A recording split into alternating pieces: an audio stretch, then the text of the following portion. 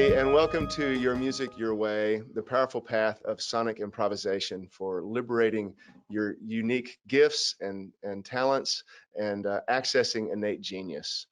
I'm here today with Lisa Lichtig, MD, an amazing person and healer and new friend that I'm really looking forward to talking with today. So welcome, Lisa. Good morning, Daniel. Thanks so much for having me and inviting me to this summit. Absolutely, absolutely. Um, we are in, as we all know, a very strange time. And one of the things that I think is really interesting about this moment is that it brings some things to light that we haven't really been able to see before because we're so busy all the time. And one of them is that we've really known intellectually for around 100 years or so that the nature of reality consists primarily of energy and matter that's trading places with each other probabilistically. That's what's underneath all this. And so the future is not only unknown, it's unknowable. It's essentially unknowable. There's, God doesn't know what's going to happen. I say that, throw that out there. But the idea is that the universe is evolving and expanding, and it's discovering itself along the way as we're discovering ourselves along the way. And so one of the things that's interesting to me about that is that we know that intellectually. Some of us do. Some of parts of our minds know that, but we don't really know it in our being. And now we're starting to feel it. We're starting to really get that, oh my God, I don't know what I'm going to do in 2 months. I don't know if I'm going to have a job. I don't know if I'm going to have enough toilet paper. It's like we're in we don't know what the nature of the nation will be, or the nature of, there's so many unknowns, and it can be super frightening, and it's already wreaking havoc in many people's lives. And so one of the most essential skills that I think that we can possibly learn at this point in history is how to navigate the unknown with mastery, how to navigate the unknown and be in discomfort and fear and even terror, and somehow manage to move forward in a way that we bring all of our capacities and all of our skills and abilities and all of our creativity and all of our ability to offer our gifts, our unique gifts, and bring that to the table so that we can work with that in a way that can bring us forward and maybe heal our relationships with each other and with the planet and so many different things.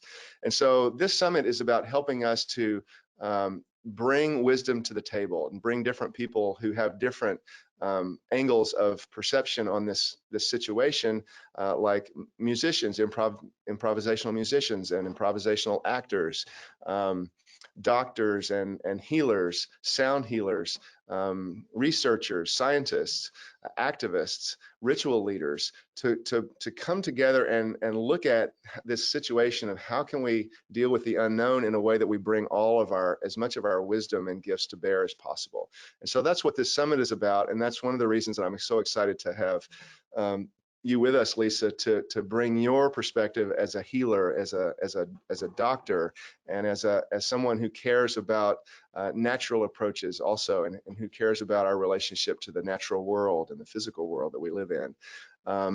Lisa is a devoted and heartful holistic family physician, plant spirit medicine healer, midwife, firekeeper, and mother for over 25 years.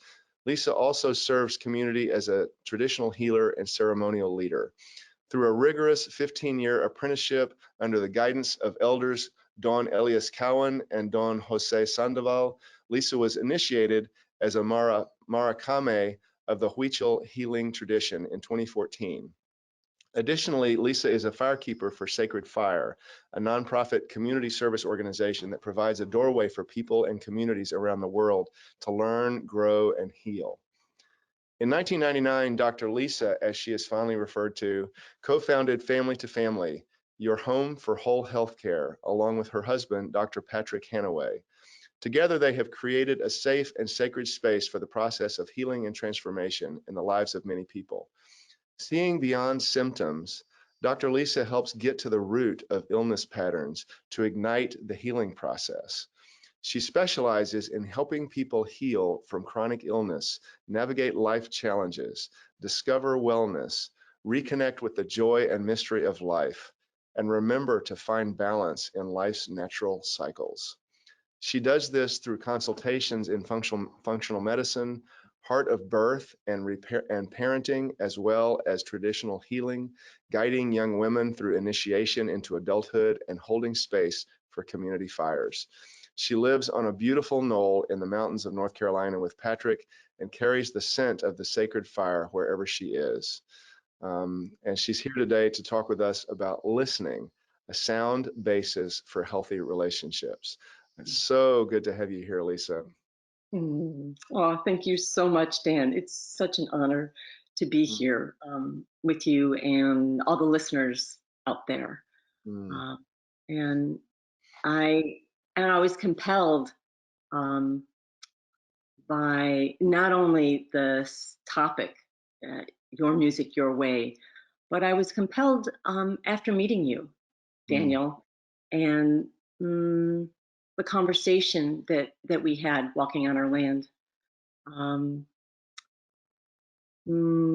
Because you helped create a space for being in the uncertainty and being in the unknown and having one of those conversations that truly felt sacred because we were just present with each other. So I really want to thank you for being you and Thank you, Lisa. your presence helping me and others be ourselves. My honor. My honor. Thank you. And I was also compelled by the topic, your music, your way, because this is something I didn't share with you when we. A surprise already. We're only 5 minutes in. Is that I love to sing, even though I've been told by many that I'm tone deaf, but I love to sing. And I don't sing publicly very much. But I love to sing because singing, I feel connected in my heart and I feel the heart of the world. And I've had some experiences with song that are very mysterious and were super challenging as well. And some of those things I want to share with you today. I also, when I make prayers, I sing, and singing helps me to feel that I'm have the experience of communicating. So I also have always wanted to play an instrument, but that has felt too daunting. That's like really stepping into the unknown. But somehow knowing that you offer a way for people to play music felt exciting to me. And through our conversation, the excitement of stepping into the unknown helped me to find the courage to overcome or meet the fear of stepping into the unknown. So I took this next step and accepted your invitation and offer to participate in this summit. And as I was considering what I wanted to speak about and how I could really contribute to the conversation, I was contemplating what does it really mean to live musically, and it opened up a whole doorway of stories and experiences that I've had, that other people have had, of being with uncertainty. And I was honing in on one of the key principles that helps us to navigate uncertainty in this uncertain world we're living in, or the unknown. And one of the keys is listening. And right now, as I'm sitting here with you, the rain has just begun to come more strongly. And so I'm listening right now to the rain. A lot of rain. Yeah, the waters that really are life, they give us life. So sound, the song of the world is speaking to us all the time. And we forget to listen. I forget to listen. You know, not only have I been told that I'm tone deaf, but I've also um, am aware that as a human being, I can get caught up in my mind and thinking. And so listening is such a key. So I'm thinking, thank you to the weather beings, the clouds, for reminding me about listening right now in this moment as we have this conversation. Mm. So, And thank you but for your presence there. Yeah, it's so much of this seems to always be about remembering that we're here now. Mhm. And our minds just love to spin stories and go off into, either some fantasy or some dream or some memory and forget to listen to the rain and forget to notice, oh yeah, this is another brand new moment. I can do whatever I want to with it. Exactly. So with the rain that's coming, I wanted to mm, well, first I want to thank you for listening in this Mm, moment, and I want to thank all of the people out there who are listening right now to this. And you might be driving while you're listening, which is one of my favorite ways to listen to podcasts, or you might be cooking or folding your laundry. You might be partially listening while you're going for a walk and listening to the sounds outside or reorganizing your office space. Um, and all that's okay. You know, we listen in different ways. But for a moment, I want to ask everyone who's out there listening to just stop what they're doing just for a moment, for about 2 minutes. We're going to be having a conversation for a bit, but just for 2 minutes, stop what you're doing, because I want to take a moment and share with you a poem that arrived yesterday as I was preparing for this talk. It arrived like the rain just arrived at this moment. And it arrived in the midst of this pandemic of coronavirus in 2020. And I just felt like it was important to share because it reminded me that in this world that's grown cold and isolated and polarized and divisive, that not only is it important for us to listen and discover our own music and our own voice, but to hear the songs of each other mm, and to hear the song of the world, that we're listening together. mm. So this poem is called Lockdown by Friar Richard Hendrick. And some of you may have read it because I hear it's gone viral, but it's really worth listening to again. Yes, there is fear. Yes, there is isolation. Yes, there is panic buying. Yes, there is sickness. Yes, there is even death. But they say that in Wuhan, after so many years of noise, you can hear the birds again. They say that after just a few weeks of quiet, the sky is no longer thick with fumes, but blue and gray and clear. They say that in the streets of Assisi, people are singing to each other across the empty squares, keeping their windows open so that those who are alone may hear the sounds of family around them. They say that a hotel in the west of Ireland is offering free meals and delivery to the housebound. Today, a young woman I know is busy spreading flyers with her number through the neighborhood so that the elders may have someone to call on.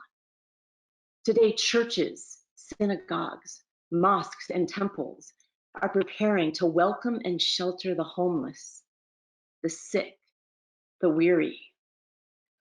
All over the world, people are slowing down and reflecting.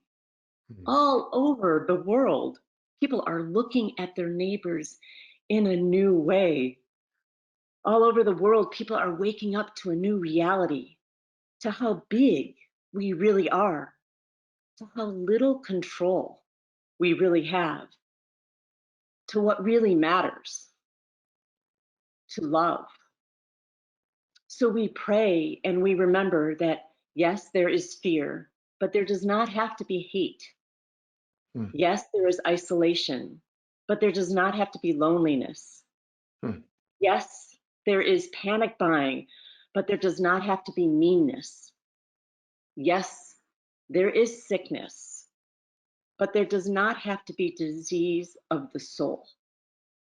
Yes, there is even death, but there can always be a rebirth of love.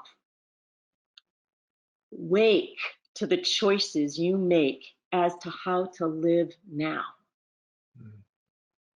Today, breathe. Listen behind the factory noises of your panic. The birds are singing again. The sky is clearing, though at the moment it's raining. Spring is coming, and we are always encompassed by love. Open to the windows of your soul. And though you may not be able to touch across the empty square, sing. Oh, God. Oh my God. Oh yeah. Sing. Sing. Ah. Ah. And just as I finished, the rain right here outside my home is just growing stronger, coming down more with more strength and presence. Healing waters. Lisa, thank you so much for sharing that. I think we can stop now. I think we can just. That was it. That was good. I don't know where to go from there. Such blessing.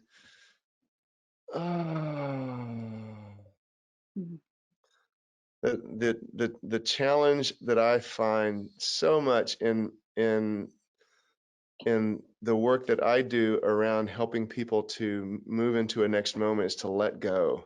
It's to let go. And that's such a beautiful poem about that.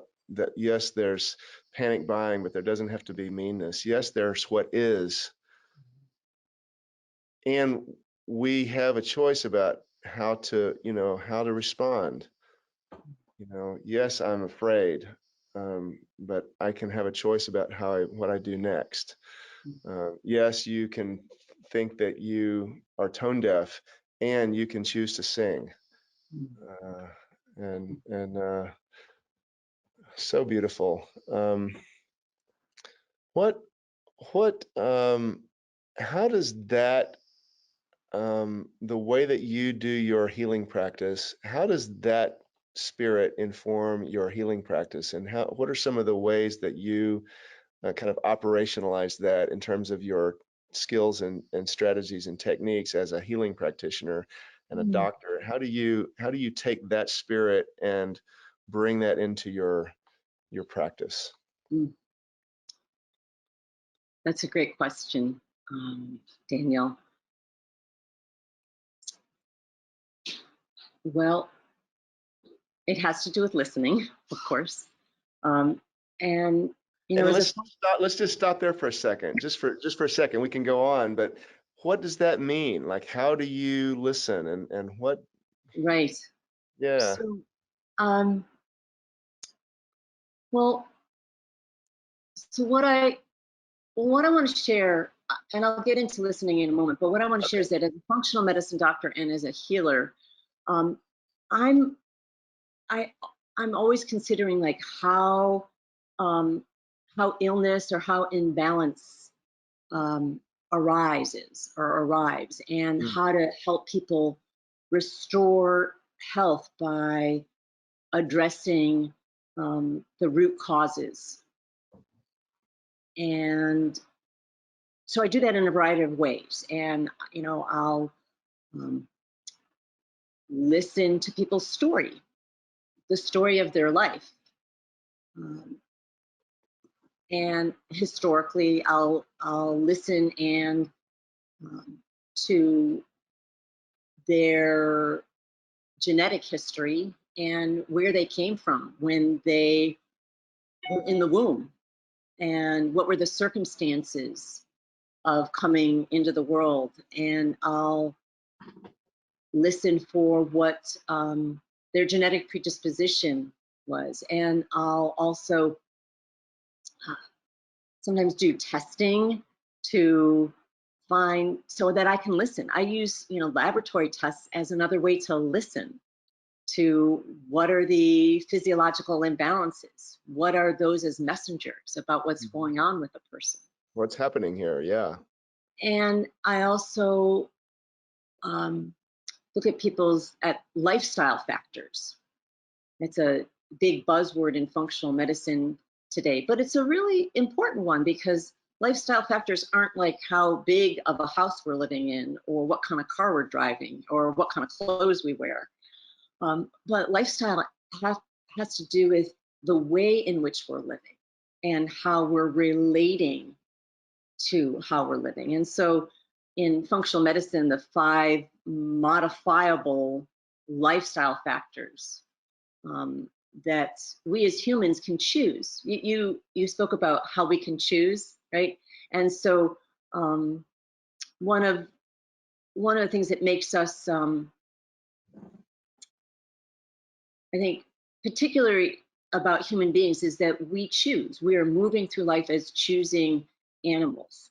Hmm. And so we can choose how we want to relate with life. And so we talk about um, to focus listening to a person and where they're at in their life. I take into consideration how they are relating with food and sleep or rest, Hmm. movement and stress and their response to stress, as well as relationships. So those are 5 focused lifestyle factors that are modifiable that we can choose. And people who know me know that I love focusing and talking about food because I really feel like food is our medicine, and I love helping people find really practical ways to make food and eat food. And I'm all about food. People We got even sometimes find we me got singing. we got to talk. We got to talk. I need help with food. I need so much Oh, help with food. I, I just love making it easy for people. And I actually, the one of the public places that I do sing is in the fruit and vegetable section of the supermarket. I don't know what it is about fruits and vegetables, but they make me sing. I'm humming to them. It just kind of happens. So I can make it really easy and accessible for people. But the key is that one of the 5th modifiable lifestyle factors is relationships. And I feel that relationship is often overlooked. We talk about food, and so people are often asking, well, give me a list of foods I should eat, or the foods that I shouldn't eat. And there's all these shoulds around how much exercise should I get, or how much sleep should I get, or how should I deal with stress? And we kind of shoot ourselves into lifestyle, Mm. but we sometimes miss relationship and really contemplating what is relationship. And I have come to discover that relationship is it's a foundation for exploring all those other factors of choosing and of lifestyle. And I've come to see that relationship is really founded in listening to ourselves, but not only ourselves. We want to listen to each other and listen to the natural world that we're a part of. And so that's what I focus on in terms of listening. And um, Mm. And what do you find when you plug into that space where you're really listening at those deeper levels to all of the different kinds of things that are happening around you? What does mm, that do for you? well, initially there's a confrontation of the mind. I would say that as a human being, the mind's at play all the time. And so I can be listening to the thoughts, even what am I going to say next, right? And the mind, my mind, the human mind, can become particularly nervous and concerned um, with the mind because the mind is, its nature is to be afraid. I mean, in the sense that it can start to drive this, it can start to drive the show. And so in the teachings that I've been exposed to and actually applying and experiencing in my life personally and also professionally, um, I sometimes make a distinction between the heart voice and the voice of the mind. Mm. And the mind is really meant to help us coordinate action and activity in the world. But it's sort of like the assistant of the heart voice. Well, it is the assistant of the heart voice. And so one of the first distinctions is to be aware that there's mind activity and there's heart activity within and around us. And if sometimes we want to banish the mind, and I think there's something about understanding the mind and making friends with it, but not buying into what it's saying all the time, Mm. that can help to listen to the heart. So even, I'll just give an example. So even participating in this summit, can be like, well, I don't have anything to say. What do I have to say? What could I possibly have to say that could contribute? Or right? That's a concern of my own insecurity, right? What Mm. are other people going to think? Mhm. Mhm. Yeah. So that stuff is, so that's a fear of others, you know?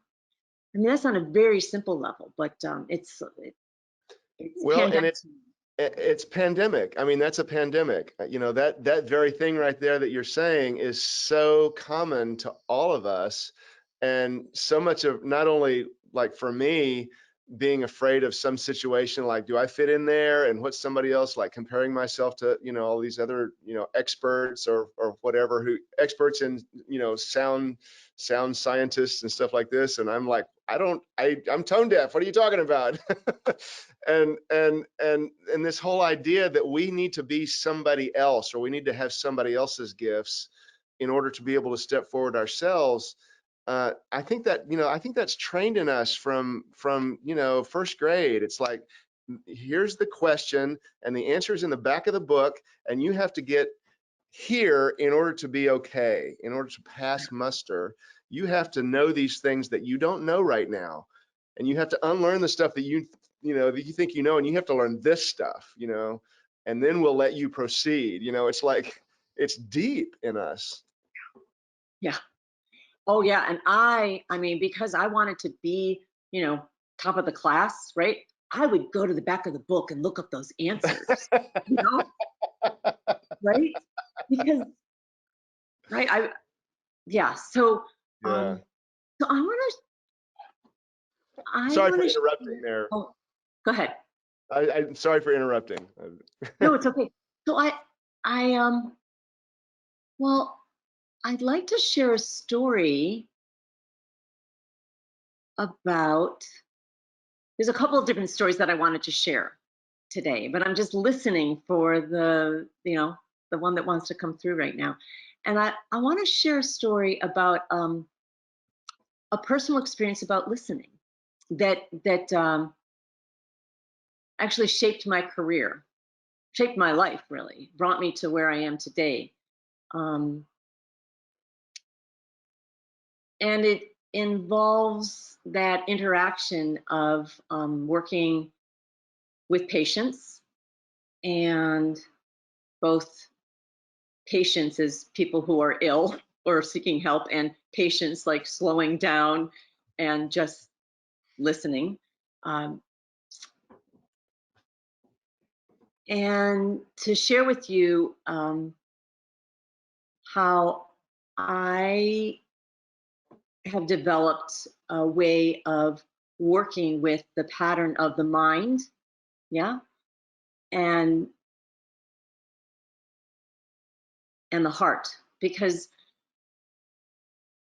pretending that the mind isn't at play, right, and just going straight to the heart, the mind's going to just keep on showing up. Listen to me, listen to me. So facing with courage, what the mind's chatter is, and then feeling our feelings, like considering what I'm feeling, and accepting and being present with our emotions is a way to begin to listen to the heart that is connected with the heart of the world. So that's the process that I go through and I teach others about. And it can be confronting because we don't know what's going to occur.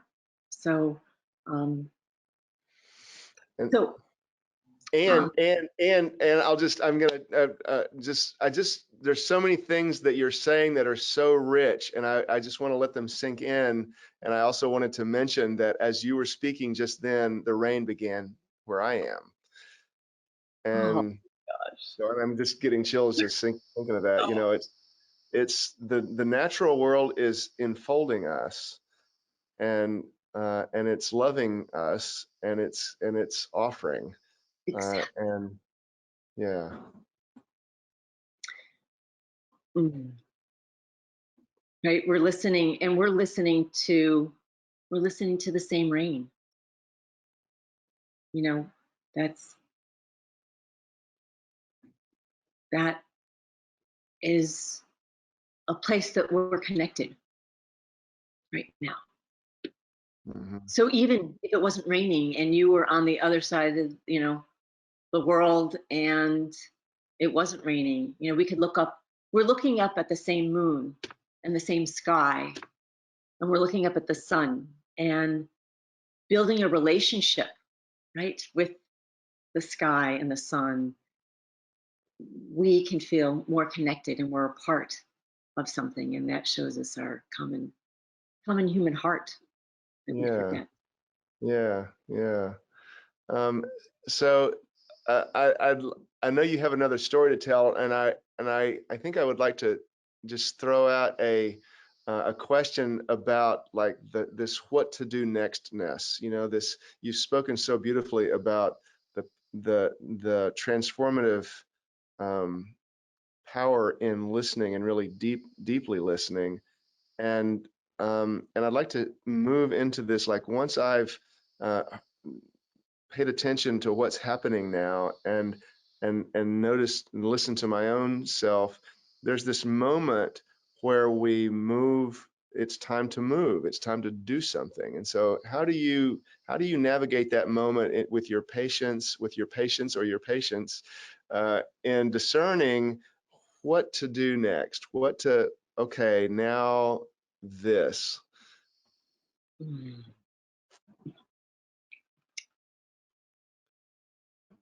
Well, oftentimes,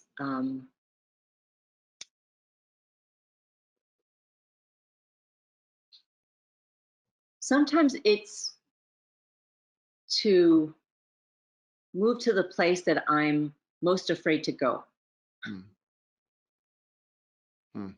Um, in a way, because sometimes I can feel an what I'll say is like an impulse.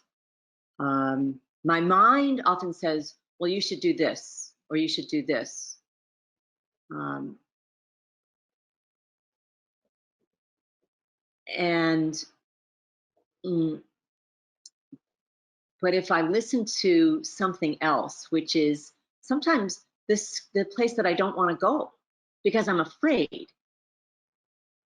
But if I can face what am I afraid of and meet that with courage, there's usually something else there because it's the unknown.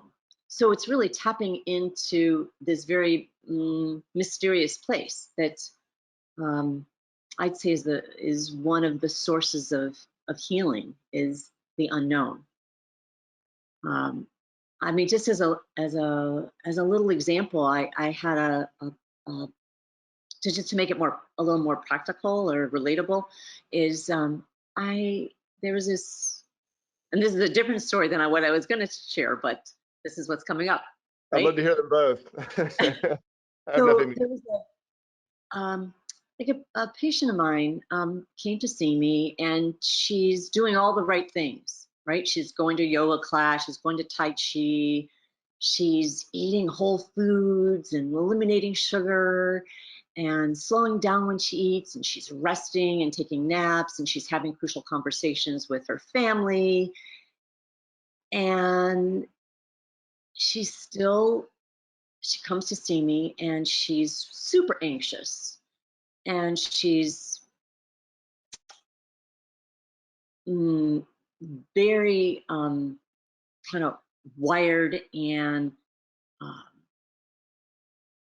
and she's having trouble swallowing, and she's just not right in herself. And so she says to me, I'm doing all the right things and I just don't feel right. Something's wrong. And so that was a moment for me to pause and listen. It's like, okay, is it time for me to do a test? She's having trouble swallowing, right? It's like, ooh, my husband just recovered and healed from stage 4 laryngeal cancer this past year, right? So, I've got that playing around in the back of my mind. She's having trouble swallowing, and it's, do I do another test, right? Or because I could miss something, right? Or do I send her to a therapist, right? Because she's anxious. Or do I listen to her song? And it's not like one of those was more right than the other, but I was considering all those as she's with me. Mm-hmm. And I had to listen to that. If I was going to send her for some more tests, I was listening to my own fear that I might miss something. Mm-hmm. So I have to admit that and say, I'm concerned about this, but it's not the highest on my priority list, but it's something that maybe we can get back to, right? And not be afraid that I'm going to instill fear in her her. So that happens to do with listening to the other and relating with the person, right? Right. Um, but listening to her song, I said, I think it's time to listen to your song. I mean, I said that to myself. And the song that I heard was that she was both sad and afraid because her husband of 60 years was just diagnosed with Parkinson's disease. Mm. And they were also beginning to enter, you might say, like the ninth inning of their life together. And she didn't know what was going to happen next. And suddenly life was going to look different than what they had planned for in their retirement after serving people in a very long career of service. Mm. And so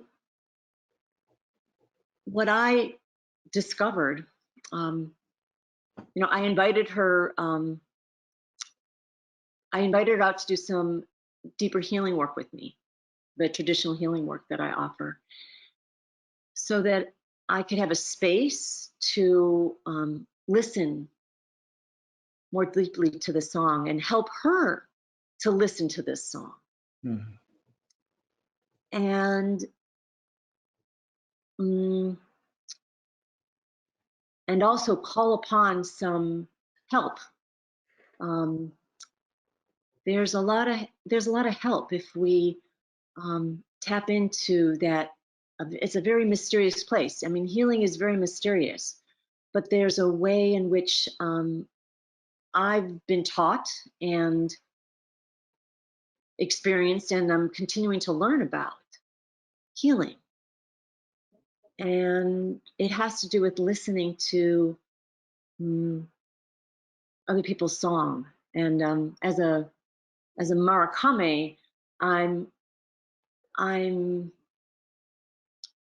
I guess tuned or tuning, becoming tuned to listen to the song of the world and to listen to this the song of divine and to petition for help. Mm. And but it requires listening to where another person's at, and I have to be aware of what I'm listening to. And there's something that's so helpful and healing when I begin to um, listen to another person's song and consider it as my song also, right? Mm. Um, Mm. and the song that we're listening to together. So in this consideration, it's like, wow, what's happening in this person's, they're in a particular cycle in their life right now. And it's natural and normal for human beings to have fear of the unknown and to not dismiss that, but to be with it. How can we be with it and open up our heart to the vulnerability and open our heart to the tenderness of another person's experience and help them to open up to the tenderness of their own experience without pushing it away? There's something incredibly healing about that. And I'm struck in this moment. What an amazing story. And I'm struck in this moment about that it was. I guess I'll pose this as a question. It sounds like that may have been as healing for you as it was for her. In somehow through your own willingness to take the courageous choice and to go to the place that you kind of that you were unsure about, that your fear wasn't, your fear may have wanted to take you to a safer path. I'll do the thing that will, make sure that, whatever it's like, but to go in and to go into that unknown place for the healing. uh, what I hear in that is that it was kind of like we all experience the same rain or the same, we see the same sun. It's like you're looking for what can be a healing experience for her through looking for the commonality, looking for the thing that might be happening with her that could also be true for you, and finding that connection in the common humanity, and going there for the healing, for the connection. uh, Yeah. I don't even know how to say it right now, Well, but what you're what it sounds to me like you're describing is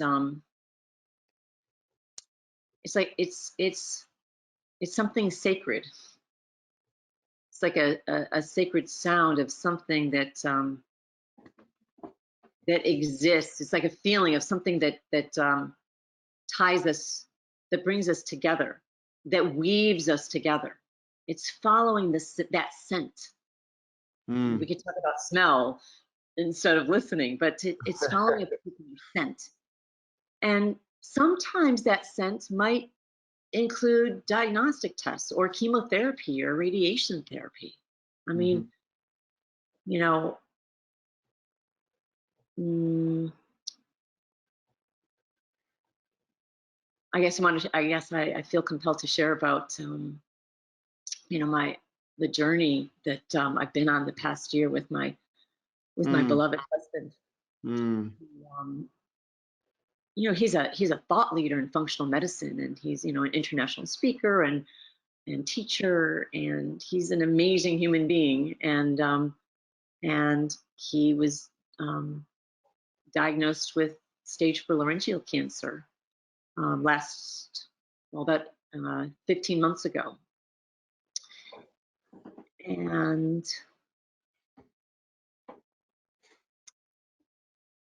he, what to say about the journey? I mean, we incorporated a lot of different therapies, right? Uh, um, but finding our way with it, finding our way with healing, right, wasn't so much about what are all the things that are we going to do. Like, Mm. give me a list of what are all the top things that you're going to do and the top supplements you're going to take, What's right? the prescription, doc? Exactly, right? I mean, he went through um, 7 weeks of chemotherapy, uh, weekly chemotherapy, and he went through 35. I think it was 35 rounds of brutal radiation therapy, and he went on a whole foods diet and that was focused on um, being in nutritional ketosis, which is a whole other talk. Um, and he listened to music, and he did acupuncture and frequency specific microcurrent, and a variety of other things. Right? We called upon community. Um, he prayed and he petitioned. He petitioned to um, he had the good fortune of being able to petition to some sacred places and ask for help in a particular way. Um, and he would say, and he's shared this, publicly with others, is that it was opening up to the vulnerability in his own heart, and opening up um,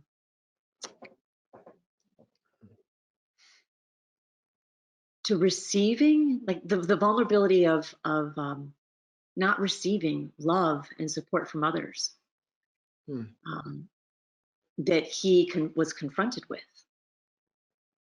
And so a big part of his healing, he would say, was facing that and opening up to receiving and feeling the love and support from others. Hmm. And that was me, family, friends. I mean, we put out a big public ask for help. That was really unusual for, you know, Patrick Hanaway, he helps other people. I mean, he is the guy who's relied upon by our whole family, our community, and he was asking for help. And he did it in such a beautiful, humble, vulnerable way. Hmm. And people in our community made a well, this one family, they made a cape for him, and it was a superhero cape, and in it there were little pockets, right? And it was, and then we put an ask out for people to send him prayers and love, and so people sent cards and all sorts of things, and he put them in his pockets of his superhero cape, and he walked in to radiation therapy with his superhero cape, and his superhero, I mean his superpower became receiving Hmm. the love and care of others. So that, as well as the love and care of the natural world. I mean, people say, okay, make sure that the nurse navigator, bless her heart, right? They're just giving you the prescription. Make sure you walk every day. Like walking is really important. And so, okay, I got to get my 20 minutes of walking. And it was like we had a And little prescription. and we count them with steps, right? It was like, oh, I Oh, got my right. 2250 steps in. Exactly. Right. So, and I certainly was like, check off the box. Did you walk today, honey? You got to get your fresh air. Well, he just took it to a whole other place. To feel loved and cared for by the natural world, he just walked outside and played in the puddles. And he walked in the creek and remembered what it was like to be a child again with that playful, spontaneous openness to the world without a thought or a purpose other than to just be present. And he would say, like, that healed him. Hmm. So it was a way of being, as much as, I don't want to say instead of doing, but it was a way of being in partnership with doing that I think brings forth healing and helps guide us in our footsteps. That is so, so beautiful, Lisa, in so many ways. One of the things that struck me just 10 seconds ago is, our minds want to know. Our minds want to know what it was that did the healing. Was it this, or was it this, or was it this, or was it this? And at some level or other, I don't know, back when I got out of grad school, at some point I sort of came to the conclusion that always needs to be open. But it seems to me that understanding is a form of control. That we want to understand things so that we can put our grips on that thing. And so that, and not that understanding is necessarily a bad thing, but just to realize that that's connected to our desire to control and to if I understand something, then I can start to you know either manipulate that thing or manipulate me so that I can stay safe.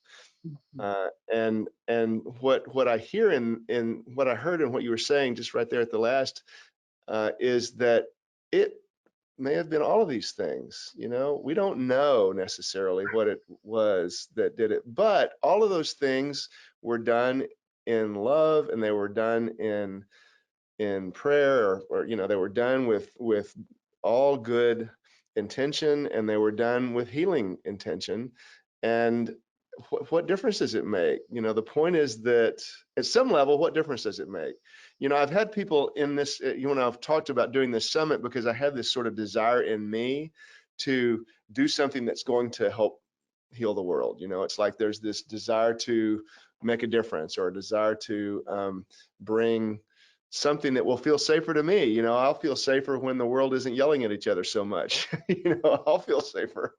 And so, to whatever extent this whole summit is some desire to control, some desire to control something out there. And the wisdom that keeps coming in different directions over and over again is like, stop trying to control stuff. Listen, be open to what is, and learn, and be loving, and be grateful.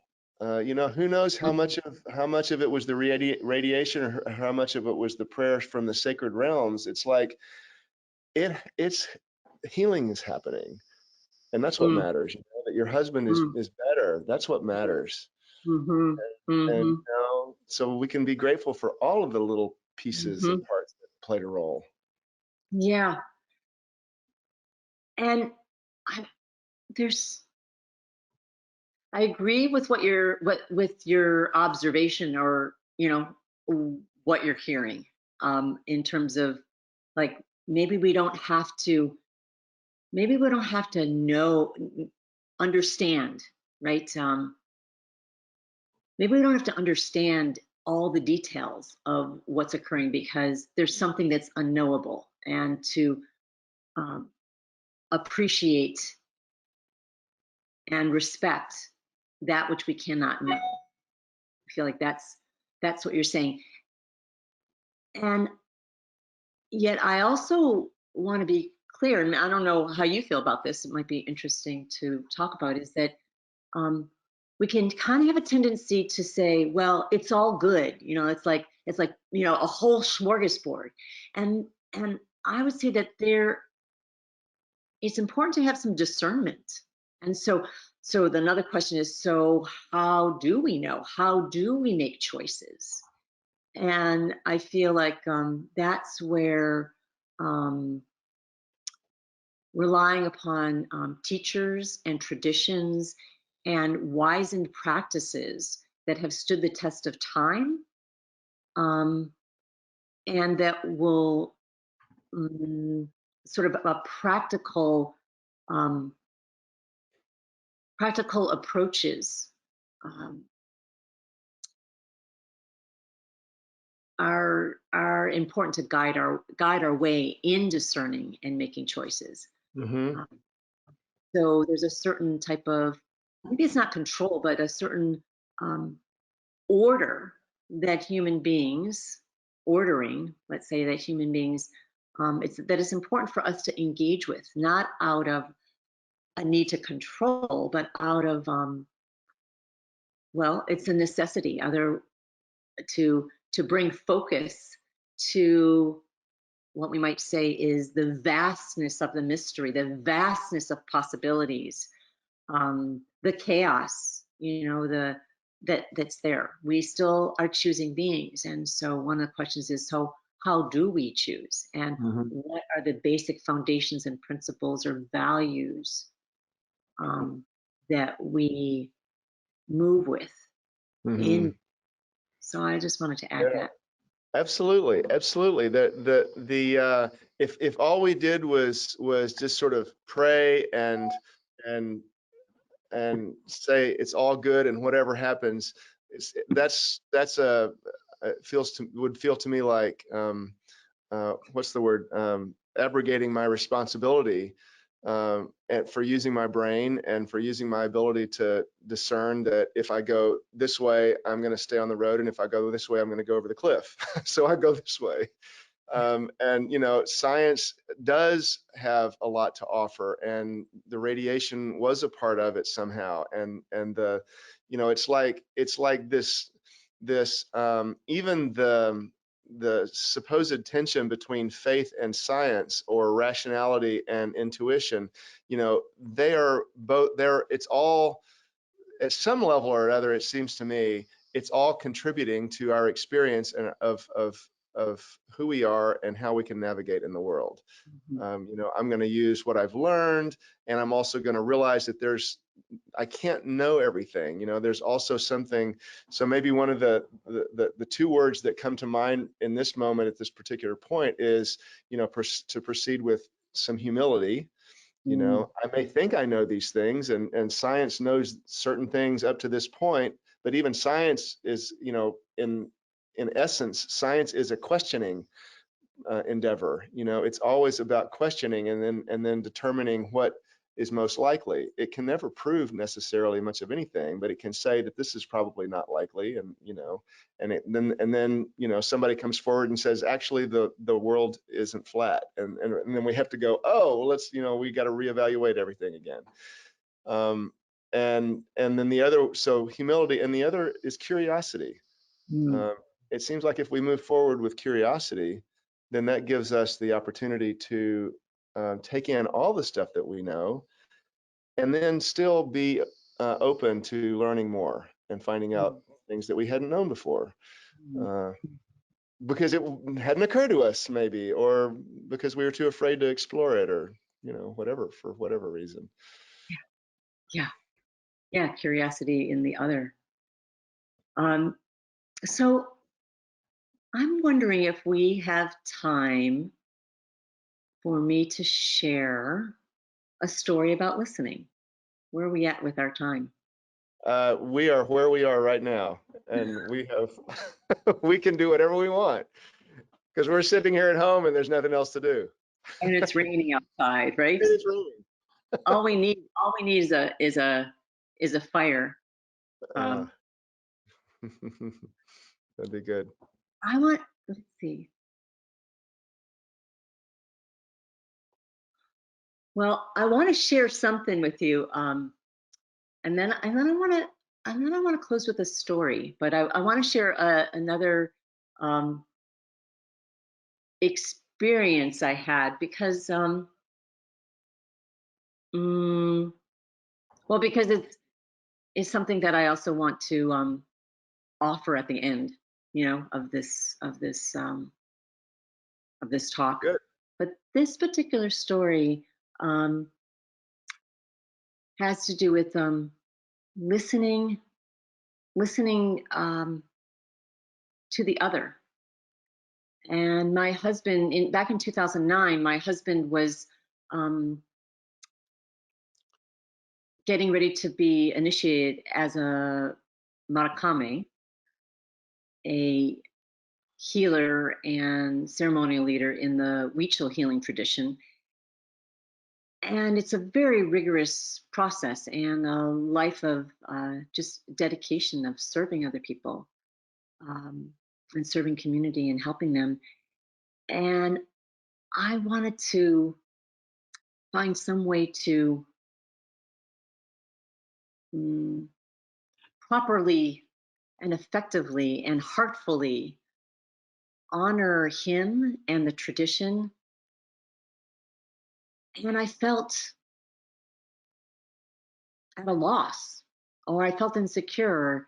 I said, what could I possibly give that could that would be an offering that adequately um, shows my gratitude and appreciation and recognition for what he's stepping into and what those who came before him have stepped into, and properly honors this the courage and the devotion that it's taken um, to help continue a tradition.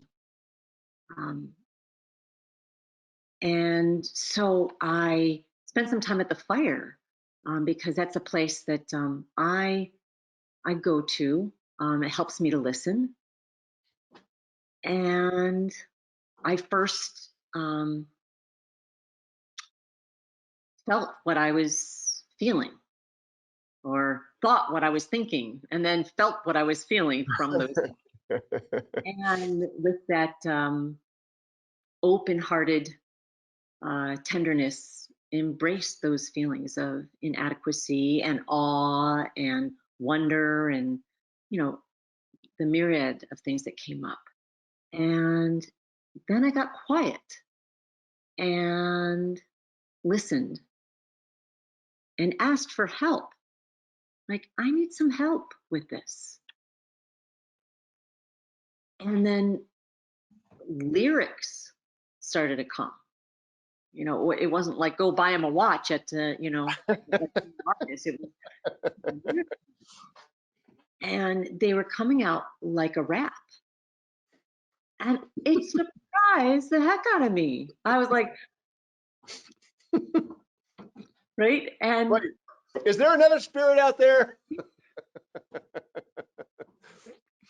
And I mean, granted, my sons were teenagers at the time and they listened to a lot of rap music, but like I was no freestyler, right? Let alone, being tone deaf, whatever that really means. But listening, the lyrics kept coming and the beats started coming, and I just had to keep going with it. I mean, even though it felt really uncomfortable. And then I asked for help from my son to help me with some of the music. And then I offered it to him and a whole community of people and elders at a big ceremony with, I don't know, a couple hundred people. Wow. And it was, other than singing to vegetables in the, supermarket, I mean, that was the first time that I actually, brought something out into the public as That as must have an been offering. awesome. It was scary, for me, but like something in my heart compelled me so much to, I mean, I just love him and love this medicine and know that it's a benefit to people. And I just wanted to express that.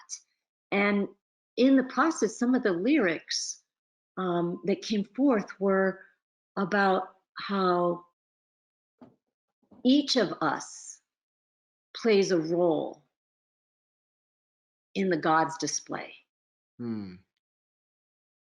And that was something that I also wanted to offer, and something that I felt that he was carrying, is that and walking a path of recognizing that in others. And so as a Marakame, or as Marakate, we help people um, Hmm. tap into and discover and know their part, and but know that they're singing into the song of the world, right? And so we're participating in that. And there's and I'm reminded of the song of the blue deer, because in a lot of traditions, most traditions, song and sound is this creative, mysterious and creative force that created the world. Hmm. We And talk God about, said. right, God said, right, or even the Big Bang Theory. And so, in the Huichol tradition, the blue deer is the singer of the song. And but it's interesting the way that it was discovered. And um, I'm just going to share with you just a little snippet of how that was discovered. Is that in the time before time, the primordial gods, the six primordial gods, the god of essence, god of light, god of darkness, the god of emptiness, the god of fullness, and the god of form, were all living in their own ranchos. And they never saw each other. They were isolated, they were separate. And Sounds then, familiar. right? And then the god of essence heard something and didn't know what it was, but was curious. We were talking about curiosity, was curious, and just decided to go out and find the source of it. And that was the first journey. Up until then, there were no journeys, there was no travel. And so the God of essence goes, follows the sound to the this place that was filled with light and asked the God of light, is this where the sound's coming from? I'm hearing this sound. Is this where it's from? And God of light says, no, it's not here, but I'm hearing it too. And so says, I'm going to join you. Let's go on this journey Yeah. together. And then they arrive at this place that's just like, empty and desolate. But the sound, they're hearing the sound, and the God of emptiness says, yeah, I'm hearing it too, but it's not from here. And so she joins the journey, and they go to the place of uh, darkness, and the same thing happens. And then they go to the place of fullness, and the same thing happens. They're all like, yeah, I know what you mean. This is like, what? I don't Yeah, know. like, and then they go to a place of form where like there's shapes and forms of beings that were there and not there, and and they're just like, it must be from here, clearly, and like the God of form says, no, it's not here either. And so, but I'm going to go with you. And so they all go together and they go to this place. And when they arrive at this place, the singing is much more beautiful. It's even more beautiful. And they find a deer. And the singing is coming from the deer. The deer is singing. And the deer sings, why not try to understand my words? Why not try to understand my song? Why do you not know and believe that I'm one of the most beautiful places of all? And the song and the story go on, but there was something so compelling about the humility, the curiosity, the um, the devotion, um, and what happens when we come out of our own isolated places um, to listen together, and that we each have a role to play. The essence, the light, the darkness, the emptiness, the fullness of form. And so I'd like to close with a story about listening. Do we have time for that? Yeah, sure. Okay. Um, so this is a story that's written by Bird Baylor. I think she's in her 90s and living in Arizona. And I came upon this when my children were little. And, well, here it is. I used to know an old man who could walk by any cornfield and hear the corn singing. Teach me, I'd say, after we passed on by. I never said a word while he was listening. Just tell me how you learned to hear that corn. And he'd say, well, it takes a lot of practice and you can't be in a hurry. And I said, well, I have the time. He was so good at listening. One time he heard wildflower seeds beginning to burst underground. Now that's hard to do. He said he was just lucky to have been by himself in the canyon after a rain. And he stayed there long enough to understand the quiet. I said, weren't you surprised when you heard those seeds? And he said, no, I wasn't surprised at all. It seemed like the most natural thing in the world. And he just smiled, remembering. Another time, he heard a rock kind of murmur good things to a lizard. Well, I was there, and we saw this lizard sunning itself on a rock. So we stopped, and he said, I wonder how that lizard feels about the rock that it's sitting on. And I wonder how that rock feels about the lizard. He always asked himself hard questions like that that take a while to answer. So we leaned against a nearby rock. And after a while, he said, Did you hear that? They like each other fine. And I said, I didn't hear a thing. And the old man said, Sometimes everything being right, it makes a kind of sound. It wasn't much more than a good feeling that I heard coming from that rock. And I said, Were you surprised to hear that? I always had to ask that. And he said, Not a bit. It seemed like the most natural thing in the world. And I said, I wished I'd heard it too. And the old man said that he thought I might someday. He told me about a friend of his who heard a whole sky full of stars when she was just 7.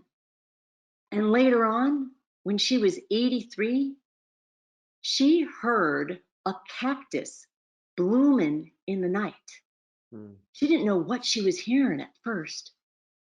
She just found it by following the sound. And there they were, 21 flowers on one cactus, and each was bright as the moon. The old man said, Most people never hear those kind of things. And I said, I wonder why. And he said, They just don't take the time you need for something that important.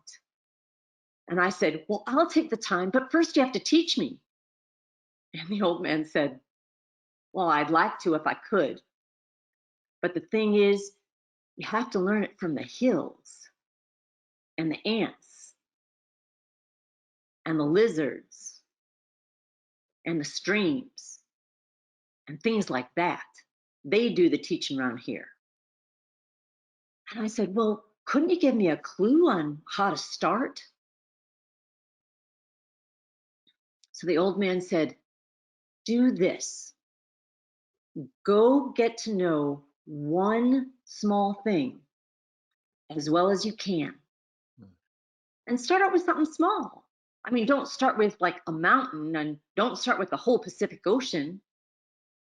And start out with a seed pod or a horned toad or a sandy wash or a handful of dirt. I said, I'll take the sandy wash. Well, the old man, he started with one tree. And every day of his life when he was young, he climbed a cottonwood tree and he sat there listening. He said it was worth the time. He said, trees are very honest and they don't care much for fancy people. He said that he doesn't know if there was anything he ever did in his life that was as important as sitting in that tree. I said, Tell me everything. So he said, Well, you have to respect the tree or the hill or whatever it is that you're with. Take a horned toad, for example. If you think that you're better than that horned toad, you'll never hear its voice, even if you sit out in the sun forever.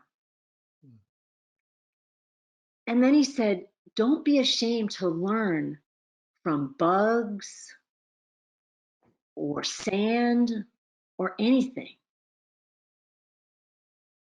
And I said, I won't. I won't be ashamed. And then he said, There's one more thing. It's good to go walking with people, but sometimes go alone. That way you can stop and listen at just the right time.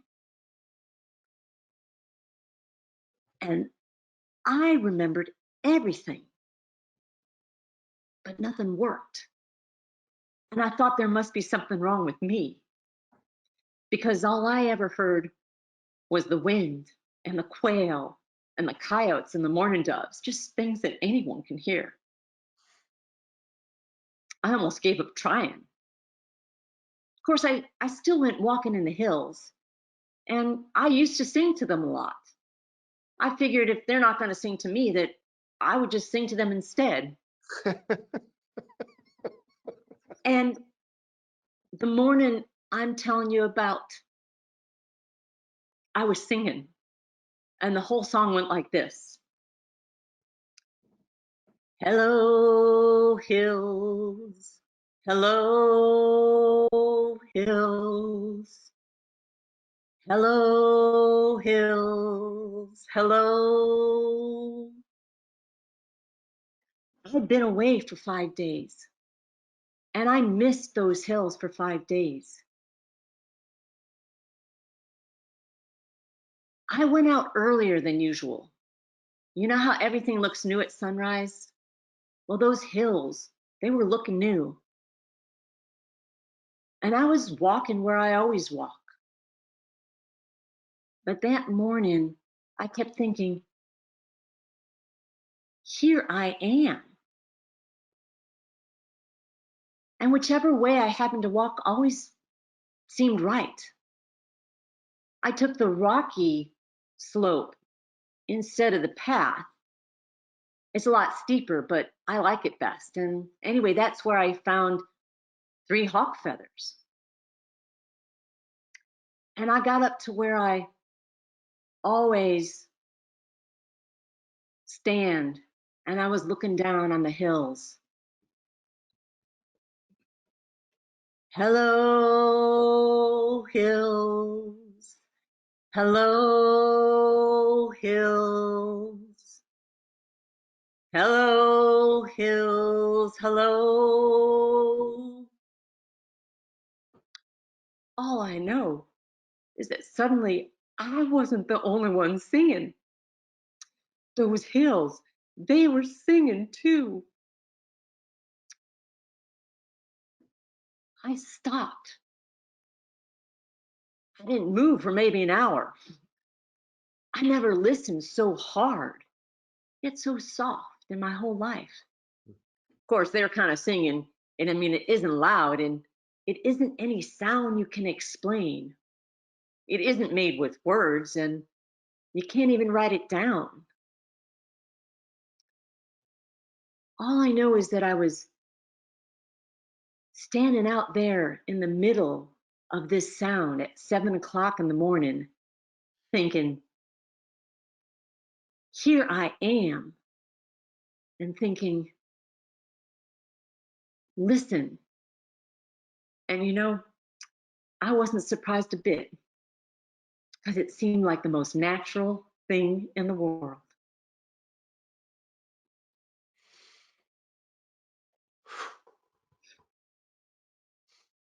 Mm, mm, mm,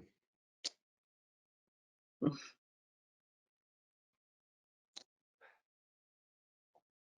Thank you so much, Lisa. Oh, what a treasure.